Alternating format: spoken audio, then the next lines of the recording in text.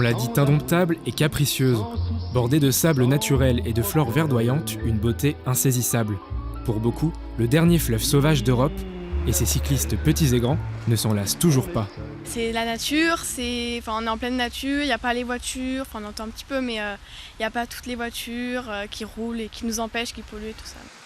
Plus que de simples randonneurs, ces amoureux de la nature sillonnent les bords de Loire depuis 10 ans pour éviter qu'elle ne soit domestiquée.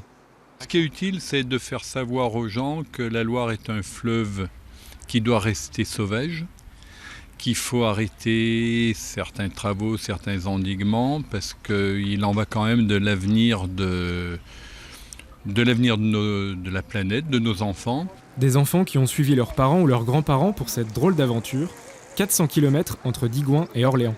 Alors pour cette randonnée de sensibilisation, on a mis les moyens. On a une cuisine qui nous suit avec un cuisinier, 2 minibus, un camping-car, les remorques vélos. Pour cette étape, pas de retardataire, tout le monde arrive dans les temps et avec le sourire. Le moment aussi de tirer un bilan, 10 ans après leur premier passage. Nous avons l'impression que nos revendications du temps où nous étions en phase de combat ont été assimilées et qu'il y a une pénétration des idées que nous avons lancées dans le corps politique et dans les ingénieurs, des services techniques, etc. Oui, il y a une prise de conscience des mesures positives pour maintenir cette Loire en bon état. Allez, plus que quelques kilomètres avant la ligne d'arrivée, prochain objectif pour les militants, lever l'interdiction de baignade de ce fleuve pas si tranquille.